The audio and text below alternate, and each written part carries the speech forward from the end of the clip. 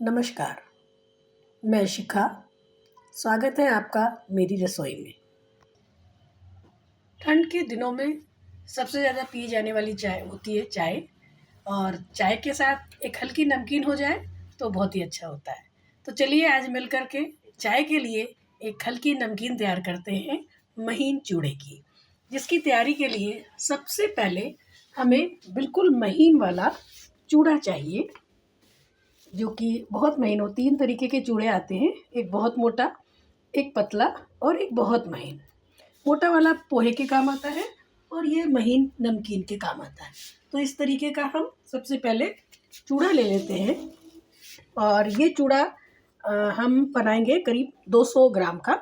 और सबसे पहले हम इस चूड़े को लेकर के और इसे हम एक छन्नी से, ये हमने छन्नी एक रखी है, इस छन्नी के माध्यम से इस चूड़े को हम छानेंगे, क्योंकि इसमें बहुत सारा बुरादा होता है। इसके नीचे अगर हम देखेंगे तो बहुत सारा पाउडर इकट्ठा रहता है। तो सबसे पहले हम उस चूड़े को एक छन्नी से छान लेंगे। ये हमने चूड़ा छान लिया है। इसके अलावा इसमें जो मेवे पड़ेंगे उसमें मखाना, काजू, बादाम, किशमिश, आप जो भी मेवा चाहते हैं, जो आपको अच्छा लगता है वो सब आप डालेंगे। जिसमें हम ये सारे मेवे जो हैं मिला करके एक कम से कम एक बड़ा बाउल हो जाए। और मखाने आप अपनी मर्ज़ी से कितने भी डाल सकते हैं। हमने इसमें 1 कटोरी मखाने लिए हैं, और इसी तरीके से बादाम, काजू और किशमिश लिया है। आपके पास और कोई मेवा हो तो वो आप उसमें वो भी डाल सकते हैं। इसके साथ साथ 1 कटोरी या 1 बाउल भर के आपको मूँगफली के दाने चाहिए, या जिसे सींगदाना भी कहते हैं। तो ये सींगदाना कच्चे हैं, इनको हम घी में फ्राई करेंगे।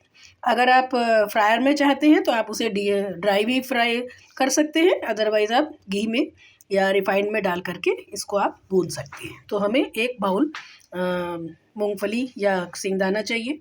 इसके अलावा इसमें कुछ मसाले पड़ते हैं।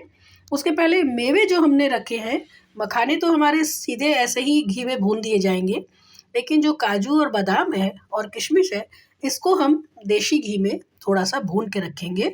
अगर आप चाहें तो इन काजू और बादामों को ग्रेटर की सहायता से छोटे टुकड़ों में भी कर सकते हैं, या फिर आप इनको 2 पीस चाकू से कर सकते हैं, और खड़े डालना चाहें तो आप ऐसे भी डाल सकते हैं।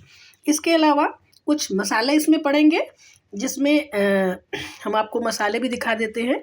हमने एक अंदाज़ के लिए ये जो सारी चीज़ें आपको दिखा रहे हैं, जैसे इसमें सबसे पहले आ जाता है सौंफ, बड़ी मोटी वाली जो सौंफ है वो 1 टेबल स्पून।